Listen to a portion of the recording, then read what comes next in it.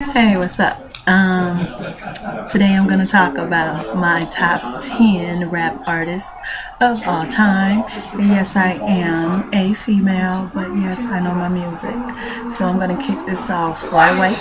My number 10 artist is Crazy Bone from Bone Thugs and Harmony. I think he slept on. Like this first solo album he did was ridiculous. Like people slept on his album.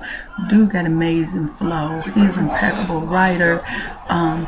I just love his delivery style. Like he just has one of those voices that you're like, yeah, he finna give it to you. And a lot of people just count him out because he came from Bone, Bone came in through the 90s, and that was the era of a lot of rap groups, but they stood out to me. And Crazy Bone, he's got amazing flow. Now his second album wasn't all that, but just going off of this and what I know he's able to do, he made my top 10 spot. So my number 9 rapper is none other than DJ Quick. Now, everybody probably like DJ Quick. Yes, DJ Quick. Come on now. Dude was just incredible on wax. Like his flow. And he did have a distinctive voice. Like everybody I'm going to talk about has a distinctive rap voice that like the minute you hear, you like, oh, that's my guy. Yeah. Like Quick. He could turn it up, turn it down. Any way he did it, it was right. Like, even though I can start with his later stuff, Pitching on a Party, he still gave it to you. Hand in hand, just like Compton. Come on now, that was Young Quick, and he was giving it to you. Like, that's my guy. Quick was doing it, like, and then he was battling his little beef with MC8. Come on now, like, at least they were battling on wax more than they actually were battling, against each other, and I appreciate that. Just like Kool Moe Dee and LL Cool J did, but people sleep on this dude, DJ Quick. He was right. When I seen him in that Cypher on the BET Awards like a year or two ago, I was like, yeah, he still got it. That nigga can flow. Alright, my number 8 position, one of my favorites of all time, Spice One. Yes, Spice One. Y'all probably like, who is Spice One? Then you don't know your music. Dude was just raw. Like, I don't know, maybe I had a little crush on Spice One back in the day, but like this album right here, that whole album, it just slayed me. Like, he did a track with MCA called The Murder Show. He did a track with Boss, like Don't Ring the Alarm. Oh my God, if you know about this dude, come on, the clip and the trigger.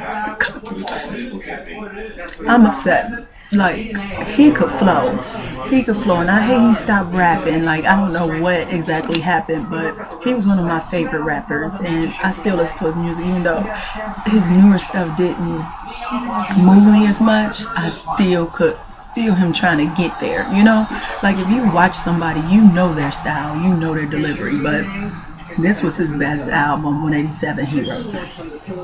Okay, my next one is none other than Drake. A lot of people might disagree with me, and they're like, he ain't no rapper, he's a producer.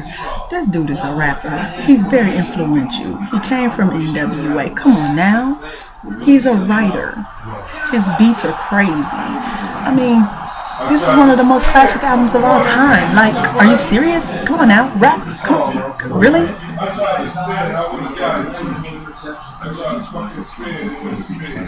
I mean, I'm not trying to sit up here and act like he's the best lyricist of all time, but you can feel him. This dude he just got that right voice. And then when he went on to release Drake 2001, after a million years of not having an album, you know what I'm saying? Like, and this shit went like OC. So don't tell me people wasn't loving it. Like, I'm still waiting if he ever dropped Detox. When I heard him rapping on that Kendrick Lamar track, I was like, oh, oh, just he back up. You know, like he never left. That's what I've been waiting on. Dre, when you gonna drop that album? I'm for real. I would like to see another Dre album before I die. Please. But he got mad skills. Influential. One of the most classic albums of all time in rap. Come on now. And I can't talk about Dre without talking about my boy Warren G. Now, Warren G did not make this top list because there are reasons, but this is one of the influential albums of the 90s as well. Like G-Funk era, come on, Regulate, come on, so many ways.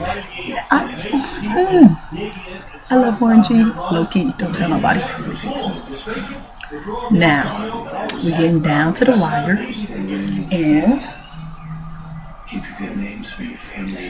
coming in number 6, my boy Jay. Now, a lot of people might be like, man, he fell off. Y'all right, like he did fall off. I didn't buy into him until this album. Like that was the first album of his I actually bought. And I was like, oh my gosh, this dude is the truth. Like, I really wasn't feeling volume 1 at all. But I heard volume 2 and I was like, okay, he's selling it. Like, I could feel him. Like, I felt like he was still hungry at that time. Now, that's not my most... Actually, yeah, volume 2 is my favorite album. And then, how can I remember the name of the album? The one with Deaf Auto-Tunes on it.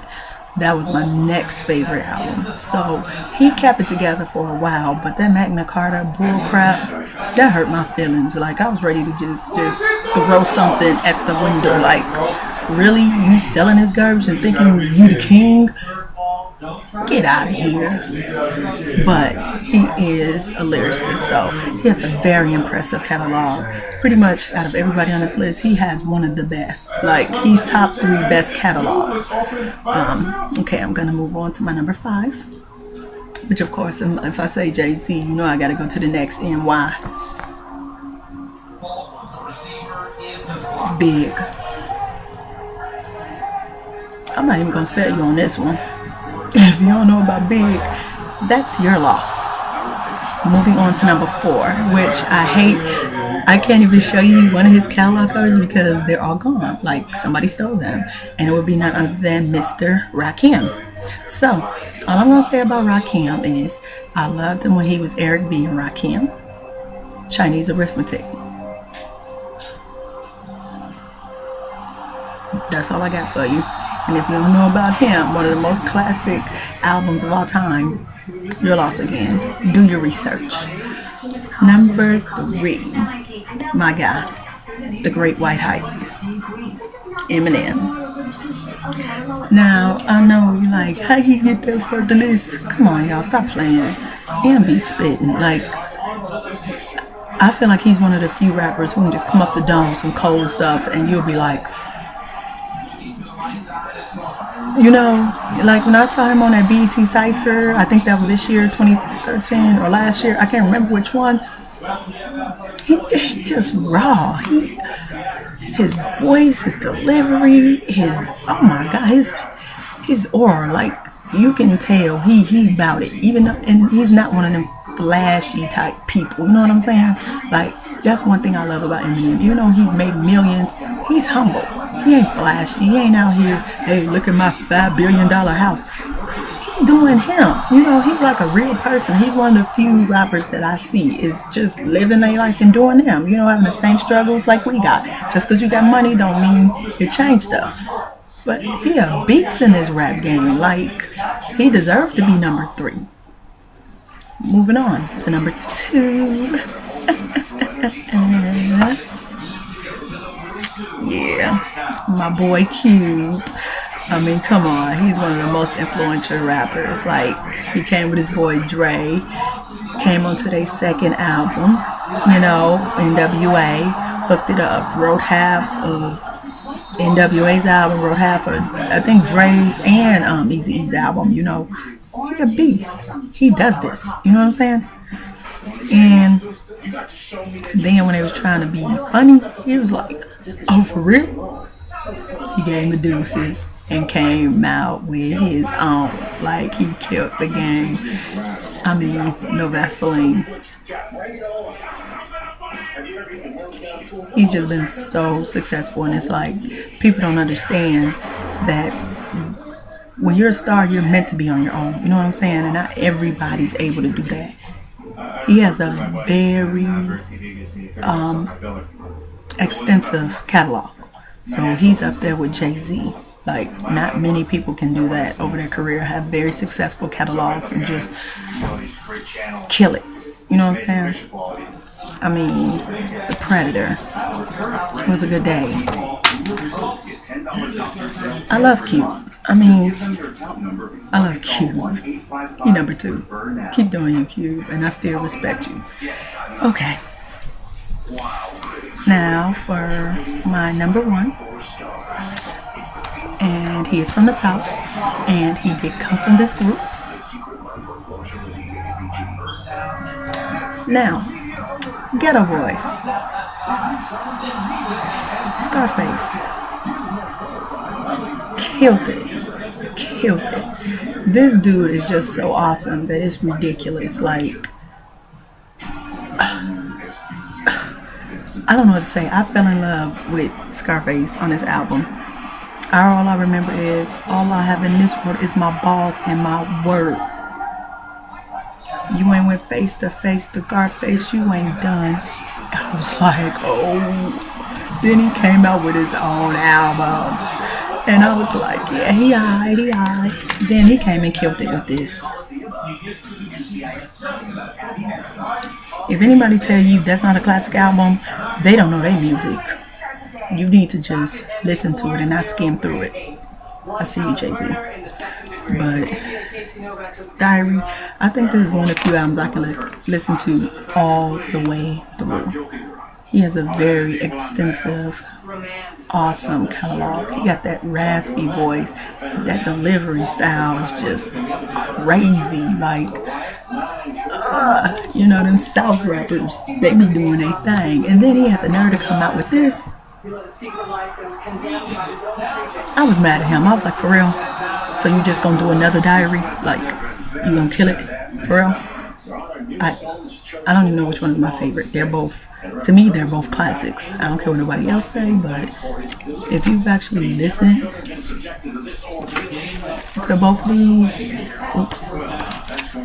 you will kind of see the old, young Scarface with the newer, mature Scarface. And it's just blended. He blended it when he made The Fix. And these two are like my favorite albums of all time. So, if you want to dispute me, cool. If you got anything you want to add to it, drop your comments down below. But just know, I ain't a lightweight. I was a 70s baby. I know my music. But do you? Holla at me if you got any questions, comments, and hit that subscribe button if you want to hear more of these type videos. Thumbs up for Face being number 1.